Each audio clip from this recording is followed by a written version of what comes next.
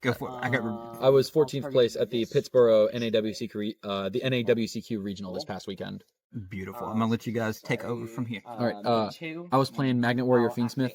This deck is absolutely beautiful. I picked it up about 2 months ago, and it felt like I'd been playing it for ages. So let's get into the card by card here. I've got 3 Linear Magnum. This card is absolutely insane. What does it do? The only effect that matters really is that it's a double circular that does not start a chain. Just as a condition, send 2 to summon it, which is really good. Other than that, it can bump its attack up, which lets you beat Lunalight a little bit easier. And if it's destroyed, it's a mandatory effect to add itself back to hand, so it does get recursion, and it is also free material for the fusions. Next, 3 beta. Just on summon, adds a level 4 or lower Magnet Warrior, and that affects once per turn. The other effect is not once per turn. That is, on your opponent's turn, you contribute it to summon any level 4 Magnet Warrior from your deck. Just lets you pretty much get free bodies. If you normal summon this and it gets stopped and that's your only play, you at least can have like 2 interrupts still, which is not bad. Okay. Next, I've got 2 copies of Sigma Minus. This card's not bad.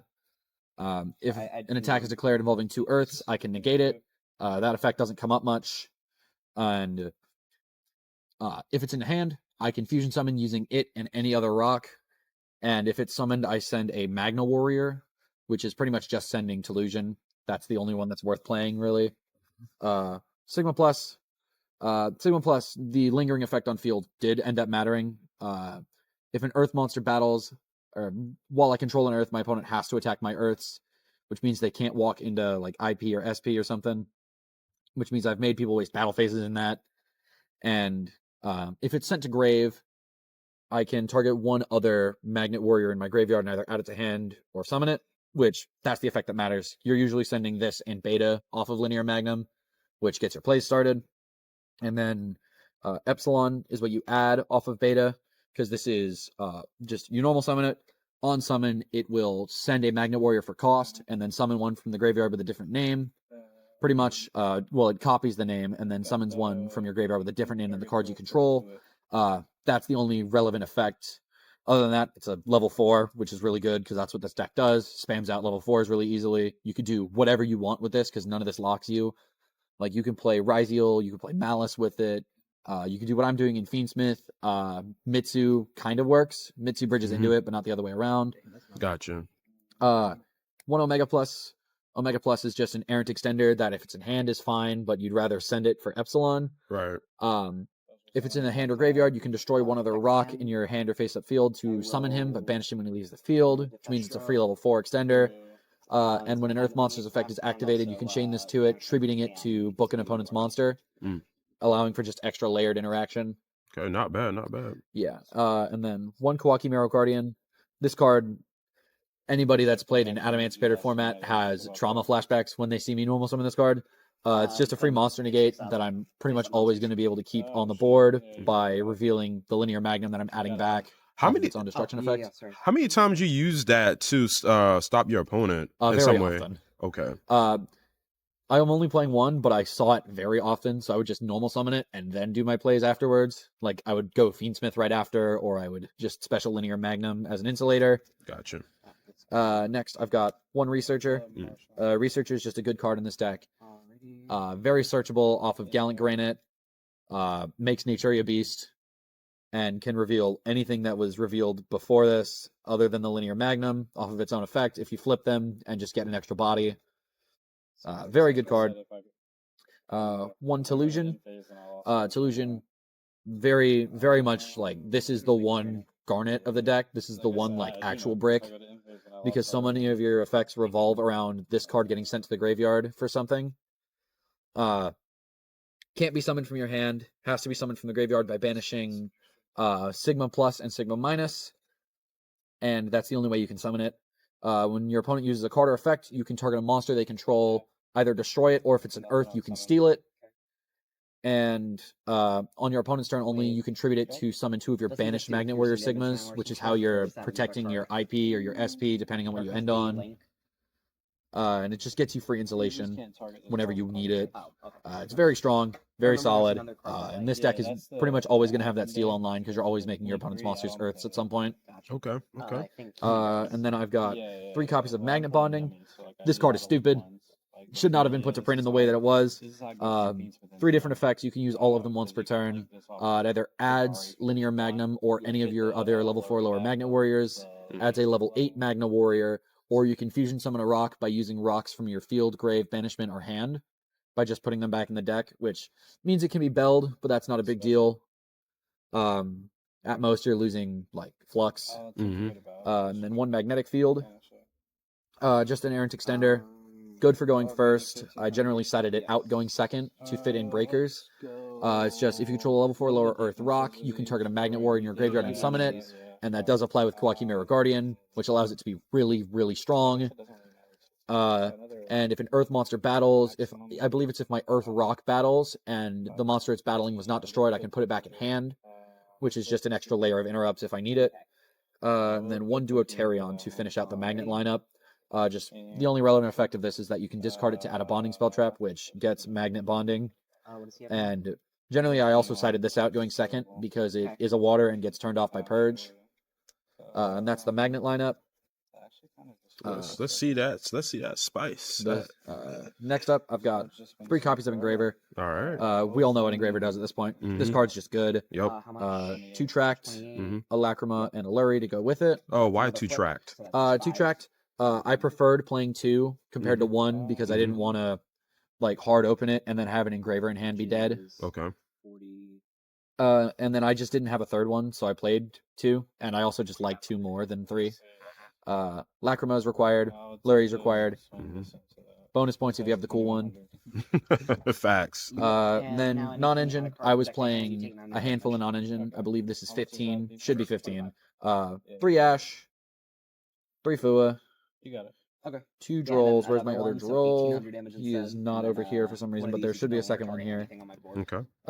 3 Imperms, 3 Purge, and a Called By. All right, and that's what's the deck count? 41. Okay. How many times have you seen Shifter? You ran into a Shifter deck? I only played against it once. It was my round 4 against Malice, and he did not Shifter me once. Okay. And how many times did you dealt with Fua and kind of had to make a subpart board? I mean, anytime I got Fluid, which was rare, it was very rare for me to get Fluid. Because generally I ended up losing my die rolls and then winning the game anyway. And then game 2, my opponent went first again, so I never got Charmied. Okay. I got Charmied, I think, like twice. One of them in the last round, and I had to make a subpar half board. But all right, let's see that extra deck. Extra deck, I've got 2 copies of Plasma Magnum. Okay. Takes 2 Earth Rocks, and on Fusion, it adds a Magnet Normal Field or Quick Play, which gets you either Magnet Bonding if you don't already have the second one to do your Fusion plays, or it gets you to Magnetic Field to have the extra 4. And while it's on the board, everything's an Earth, which means if your opponent impulses you, you can just sit on this and they can't play the game. It's really strong. Also, you can Foolish a level 8 Magna Warrior to normal summon a Magnet Warrior, which is just another way to extend if you need it. Next, I've got 1 Flux Oxenfeld. It takes a level 5 or higher Earth and a rock, and on summon adds 1 rock, or summons a rock from your hand or graveyard except another copy of itself. And then you can also target 1 Earth you control and a card your opponent controls, putting them both back in hand. You can only do 1 effect per chain, and each effect is once per turn, but it's still insane. I've won games just off of Flux effect. Gotcha. Next, I've got a couple Fiendsmith cards, just Lacrima, Desiree. The whole Fiendsmith lineup. Yeah, I'm playing the maxed out Fiendsmith stuff. Naturia Beast.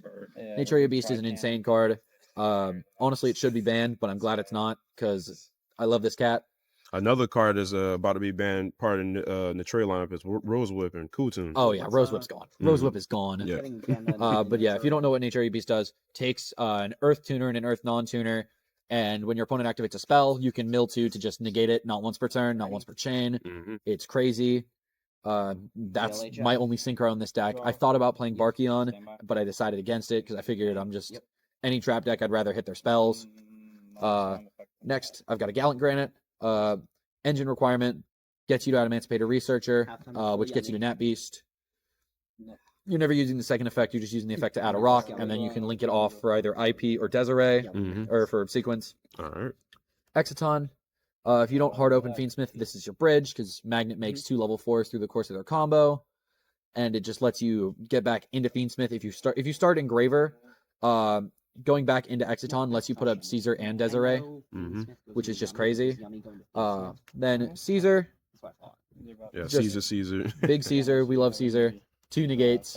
2 impulse. He's double impulse. Double impulse, yes. It's insane. Dracosac. Dracosac did get me out of some sticky situations. Just takes 2 level 7s, which both of your fusions are, and Linear Magnum. They're all level 7. Just detach a material, summon 2 tokens. And you can just link them off for like IP or something, or use them as material for sequence. And then you contribute a Mecha Phantom Beast to target a card on the field and blow it up. I did win a game because my Desiree got booked, and I went for Dracosac to pop my own Desiree and then summoned it back off Agnum Day. Nice. And then I've got Requiem, Sequence, and Agnum Day, the Fiendsmith guys, and then the last 2 are IP and SP. You very often just have too many bodies, so IP is really good at getting rid of them. It gets rid of the Phantom Beast tokens, because it takes any 2 non-links. It does not require effect monsters. Sequence also requires any 2 monsters, and Agnum Day takes 2 or more monsters, so you can use your tokens for these as well if you need to. Right. And that is your extra deck. And let's see that side deck. See what you're cooking up in that side deck. The sideboard. It's pretty par for the course. A lot of just generic, I'm gonna silver bullet answer you. Okay, let's see it. 3 retail. We know what Retail C does in this house. Wins against Dracotail. I played against Dracotail twice and never drew. I did draw it once, but that was last round, and my opponent was able to make the Zoroa fusion before I could. It's also against good Lunalight. It's also really good against Lunalight, yeah. 2 Perulia. I just didn't have the space to play the 3rd one, and I figured 5 Charmies is better than playing 6, because then I'm likely to draw 2 and not more than 2. And then you hand loop yourself 2 more. And then I'm just sitting on dead cards. Lancia, Malice is still good. It shows because top 8, the 8th place player was on Malice, and it's also good against Lunalight because it stops Wolf, which stops them from getting to the 2nd Liger. And then I've got an Illusion Gate, a Duster, and a Raigeki, just generically strong breakers. They're just really crazy. And then going first, I've got a quartet of traps. I've got a Gozen Match, because, like I said, Plasma Magnum makes everything an Earth. So you flip Gozen Match against any deck that's not playing Earth monsters, and you pretty much just win. And then I've got Solemn Strike, Solemn Warning, and Solemn Judgment. Disgusting. Just the triplet of Solemns. I did lose games because I sided in Warning and not Strike at one point, but I think that was the day before and not at the regional. Okay. But that's neither here nor there. Gotcha. All right, nice deck profile. Any shout outs? Any shout outs of anything? Well, first off, much love to a little man named Marcus for getting me the Deuterion and the Linear Magnums here. And of course, a big thank you to our man Theo for letting me do this with you guys. And that's really all I got for you. How strong do you think this deck's going to be going into this next format? Next format? I think it's going to be fine. The biggest issue, I think, is, of course, going to be Cool Tune, but everything's going to struggle against Cool Tune. And then Doom Z being a shifter deck is going to shut this deck down because you can't really do anything under shifter.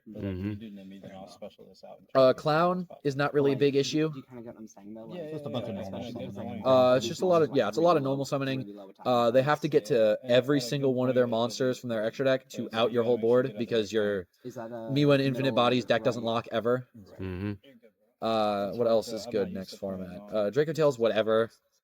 Depends on the ban list. Yeah, it depends on what the ban list is, and I am siding the Silver Bullet against Dracotail in Retail C, so that answers what that problem has.